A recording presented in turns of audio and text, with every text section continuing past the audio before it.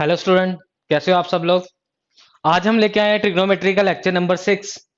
तो lecture number 6 के अंदर हम क्या पढ़ेंगे। आपको याद होगा कि लेक्चर नंबर 2 के अंदर हमने पढ़ा था अबाउट द ट्रिग्नोमेट्री, टेबल्स के बारे में पढ़ा था।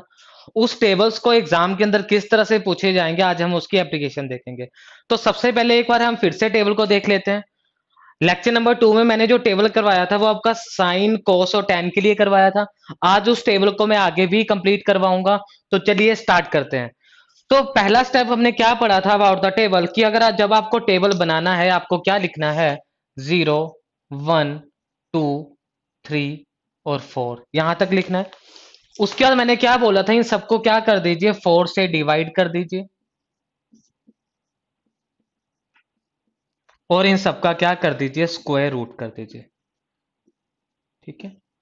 पहले 0 से लेके 4 तक लिखा, डिवाइड बाय 4 कर दिया, फिर उसका क्या किया हमने, स्क्वायर रूट कर दिया। उसके बाद हम देखते हैं क्या आंसर आता है। ये आ जाएगा आपके पास 0, ये आपके पास आ जाएगा 1/2, ये आपके पास 1 और 2, ये आ जाएगा 1√2, ये आपके पास आ गया √3/2 और ये आपके पास आ जाएगा 1। ठीक है गाइस। तो यहां से हमने क्या किया था, साइन की वैल्यू निकाल ली थी। तो साइन की वैल्यू मेरे पास आई 0, 1/2, 1/√2, √3/2 और ये कितना आ गया, 1। कोस के केस के अंदर मैंने क्या बोला था, वैल्यू को क्या कर लीजिए, दूसरे ऑर्डर में लिख लीजिए। पहले 0 to 1 जा रहे हैं, अब आप 1 to 0 लिख दीजिए। मतलब यहाँ पे आ जाएगा 1, यहाँ पे √3/2, यहाँ पे 1/√2, यहाँ पे 1/2 और यहाँ क्या आ जाएगा, 0। क्लियर है गाइज। उसके बाद हमने किसकी वैल्यू लिखनी है, अगर tan की वैल्यू लिखनी है तो we know that tan is nothing but simply the sine upon cos. tan theta आपके पास क्या होता है, साइन अपॉन कॉस होता है। तो सिंपल क्या कर दीजिए, इनकी वैल्यूज लिख लीजिए। सबसे पहले क्या है जी, 0 डिवाइड बाय 1, तो आपको पता क्या होगा, 0 होगा। फिर क्या है जी आपके पास 1/2 डिवाइड बाय √3/2, यही लिखा है। हमें पता है अगर डिवाइड को इसको मल्टीप्लाई करना है तो इन नंबर्स को चेंज कर दीजिए। आपके पास वैल्यू क्या आ जाएगी, 1/√3। ये देखने से लग रहा है दोनों नंबर सेम है, तो इनका क्या आ जाएगा, आपको डिवाइड करके 1 ही आएगा। इस केस को देख लेते हैं, ये आपके पास कितना दिया है, √3/2 डिवाइड बाय 1/2, तो क्या होगा, √3/2 इंटू 2/1, तो ये कैंसिल आउट हो जाएगा। आपका आंसर कितना आएगा जी, √3। अब इसकी अगर हम बात करते हैं 1/0, तो इसका आंसर इन्फिनिटी भी लिखा होता है और नॉट डिफाइंड भी लिखा होता है, जो आपको सही लगे। लेकिन मैक्सिमम बुक्स के अंदर इसका आंसर आपको क्या मिलेगा जी, नॉट डिफाइंड या अनडिफाइंड भी इसे बोलते हैं। क्लियर है। अब ध्यान से सुनना। देखिए, अगर मैं आप फर्स्ट लेक्चर की बात करता हूं, फर्स्ट लेक्चर के अंदर we study about the trigonometry ratio, तो वहां पे मैंने 6 रेशियो पढ़ाई थी। कौन कौन सी थी, sine theta, cos theta, tan theta. ठीक है। साइन का रिवर्स मेरे पास, टैन का रिवर्स क्या था, कोट थीटा, कोस का सेक थीटा और साइन का कोसेक थीटा, ये हमने पढ़ा था। क्लियर है। तो वैल्यू के टाइम भी आपने इसको याद रखना है। कैसे याद रखना है, अगर आपने कोट की वैल्यू निकालनी है ना, इसका 1/, कर दीजिए। कोट की वैल्यू निकालनी है, इसका 1/, कर दीजिए। मतलब अगर यहाँ पे आप करोगे 1/0 तो वो क्या हो जाएगा, अनडिफाइंड या नॉट डिफाइंड, कुछ भी लिख लीजिए, अनडिफाइंड या नॉट डिफाइंड। इसकी अगर बात करेंगे ये क्या हो जाएगा, √3। 1 की अगर बात करोगे, 1 तो क्या रहेगा, 1 ही रहेगा। इसकी अगर मैं बात करूंगा ये क्या आ जाएगा, 1/√3। ये अनडिफाइंड है तो यहाँ पे वो क्या बन जाएगा, 0 बन जाएगा। गाइस बताइए, कोट थीटा का समझ में आया। तो कोट की वैल्यू आपके पास कितनी आ चुकी है, अनडिफाइंड, √3, 1, 1/√3 और 0 आ चुकी है। ठीक है गाइस। अब आ जाइए जी, कोस थीटा की बात करता हूं। तो sec थीटा को मैं किससे कंपेयर करूंगा, कोस थीटा से। 1/1 क्या होगा, आपके पास 1 ही रहेगा। ये आपके पास 2√3 बन जाएगा। इसका उल्टा करता हूँ, √2, इसका उल्टा 2 और 0 को मैं क्या लिख दूंगा जी, नॉट डिफाइंड या अनडिफाइंड। ठीक है। सेम ही है दोनों का मतलब, नॉट डिफाइंड और अनडिफाइंड का मतलब दोनों जगह पे सेम ही रहेगा। अब कोसेक थीटा को आप किससे देखोगे, साइन थीटा से। क्लियर है। 0 का देख लीजिए, 1/0 क्या हो जाएगा, अनडिफाइंड। अनडिफाइंड या नॉट डिफाइंड मैं बार बार बोल रहा हूँ, सेम ही मतलब होगा। फिर क्या आ जाएगा, 2 √2, 2/√3, और ये क्या आ जाएगा, 1 ही आ जाएगा। तो इसी तरह से गाइज आपने क्या देख लिया है कि आपने 0 से 90 तक की सारी वैल्यूज क्या होंगी, उनको आपने सिंपल इस टेबल के अंदर रख लिया है।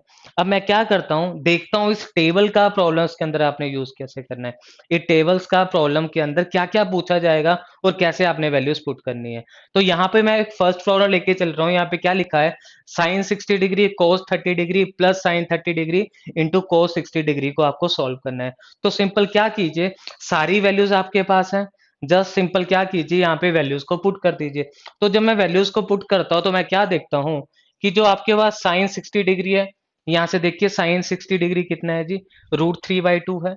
तो आपने लिख दिया √3/2 इंटू कोस 30 कितना है जी, कोस 30 आपके पास कितना है, √3/2, ठीक है। प्लस साइन 30 आपके पास कितना है, 1/2, और कोस 60 आपके पास कितना है, 1/2।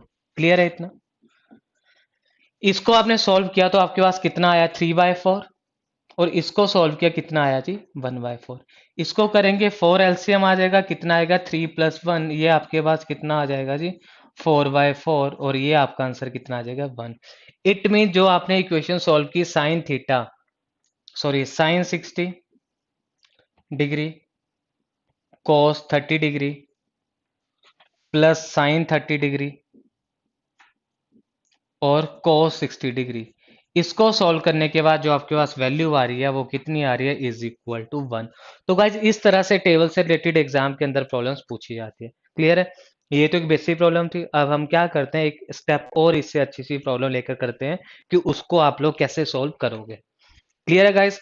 तो गाइज इसको करने के लिए ना आपको मैं फिर से रिपीट कर रहा हूँ, ये आपका लेक्चर नंबर 6 है। इसको पढ़ने से पहले प्रीवियस लेक्चर को देख लेना, तभी आपको वीडियो अच्छे से समझ में आएगी। अब इसने क्या बोला, solve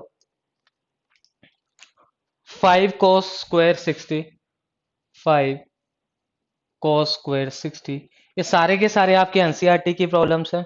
plus 4 sec square 30 minus tan square 45 divided by sine square 30 plus cos square 30। ठीक है, एक बार प्रॉब्लम मैं चेक कर लेता हूँ। 5 cos square 60 plus 4 sec square 30 minus tan square 45 divide by sine square 30 plus cos square 30। अब गए देखिए आपने क्या करना है, सबसे पहले तो क्या कीजिए, क्या दिया है, 60 दिया है, 30 45 30 30, सारे के सारे ट्रिग्नोमेट्री रेशियो की वैल्यूज आपके सामने है। तो इन वैल्यूज को क्या कीजिए, सिंपल यहाँ पे पुट करना है। यस गाइस, आपको सिर्फ सिंप्लीफाई करना है, लेकिन सिंप्लीफाई भी आप कब कर पाओगे, जब आपको ये सारी की सारी वैल्यूज याद होंगी। तो आइए इसमें वैल्यूज पुट करते हैं। तो आप क्या लिखोगे, 5 कोस कोस 60 की वैल्यू क्या है आपके पास, √3/2 का स्क्वायर, यही है आपके पास। सॉरी, क्या बोले इसने, cos 60 की वैल्यू गाइस मेरे पास है 1/2। तो यहाँ पे करेक्शन कर लीजिए, cos 60 की वैल्यू आपके पास कितनी आई है, 1/2 का स्क्वायर। ठीक है, प्लस 4 sec स्क्वायर 30 कितना आ जाएगा जी, ये आ गया आपके पास 2 डिवाइड बाय √3 का स्क्वायर, माइनस tan 45 कितना है, 1, तो यहाँ पे क्या लिख दीजिए, 1 का स्क्वायर लिख दीजिए। गाइस यहाँ तक समझ में आया, क्लियर है। आगे देख लीजिए कैसे होगा, डिवाइड बाय, अब आइए साइन 30 कितना है जी, 1/2, लिख दीजिए 1/2 का स्क्वायर, प्लस cos 30 आपके पास कितना है, √3/2 का स्क्वायर। ठीक है, सिंप्लीफाई करते रहिए, सिंप्लीफाई करते रहिए। यहां पर उस प्रॉब्लम के अंदर वो सिंपल आपसे देखना चाहता है कि आप प्रॉब्लम को सिंप्लीफाई कर पा रहे हो या नहीं कर पा रहे हो। आइए वैल्यू पुट करते हैं, वैल्यू पुट कर दिया, सॉल्व करते हैं। तो ये आपके पास कितना आ जाएगा जी, 1/4 प्लस 4 इंटू, ये कितना आ जाएगा, 4 डिवाइड बाय 3 आ जाएगा, और ये क्या आ जाएगा, -1 आ जाएगा। डिवाइड बाय, इसको सॉल्व करते हैं 1/4 आ जाएगा, ये इसको सॉल्व करते हैं, ये क्या आ जाएगा 3/4 आ जाएगा। क्लियर है गाइस? आ जाइए इसे आगे सॉल्व करते हैं। आपके पास ये क्या आ जाएगा 5/4 आ जाएगा, प्लस ये कितना आ जाएगा आपके पास 16/3 आ जाएगा, और ये आपके पास क्या आएगा -1 अपॉन ये आपके पास क्या आ जाएगा 4, अगर मैं एलसीएम ले लेता हूँ ये क्या आ जाएगा 1 + 3 आ जाएगा। क्लियर है गाइस? इतना समझ में आया आपको या नहीं आया जल्दी बताइए।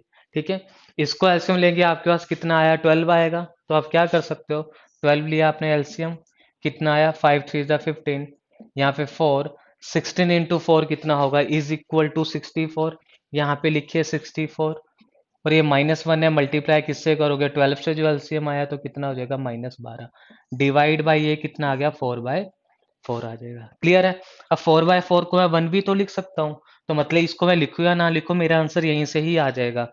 इतना समझ में आ रहा है गाइस आपको, नहीं आ रहा है? तो यहाँ पे अगर आप देखोगे तो आपके पास कितना आ जाएगा 15 - 12 कितना आएगा 3 आ जाएगा, 3 + 64 डिवाइड बाय 12, तो आपके पास कहीं ना कहीं इसको सॉल्व करने के बाद आंसर कितना आ रहा है 67 डिवाइड बाय 12। तो ये वाली जो इक्वेशन है इसको सॉल्व करने के बाद जो आपके पास आंसर आया है वो क्या है 67/12। ठीक है गाइस, तो यहाँ से आपने देख लिया होगा कि टेबल का यूज करके हम जो है इन प्रॉब्लम्स को कैसे सॉल्व कर सकते हैं, और इसी तरह की ही मैक्सिमम प्रॉब्लम जो एग्जाम के अंदर पूछी जाती है। ठीक है, अब आप और भी प्रैक्टिस के लिए क्वेश्चंस ले सकते हो, किसी भी बुक को उठाइए, कोई भी अगर आपको एंगल दिया है, सिर्फ और सिर्फ आपको सिर्फ एक चीज याद रखनी है कि इन प्रॉब्लम को सॉल्व करने के लिए कहीं ना कहीं आपको ये टेबल आना चाहिए। टेबल नहीं आएगा तो यार ये प्रॉब्लम सॉल्व नहीं हो पाएगी। क्लियर है? टेबल को कैसे याद रखना है मैं फिर से बता देता हूँ, पहले 0 से 4 तक लिखिए, सबका डिवाइड बाय 4 कर दीजिए, उनका स्क्वायर रूट कर दीजिए, सिंप्लीफाई कर दीजिए, तो जो भी वैल्यूज आएंगी वो आपकी सारी की सारी साइन की वैल्यू होगी, साइन 0 की, 30 की, 45 की, 60 की, 90 की। इतना समझ में आया?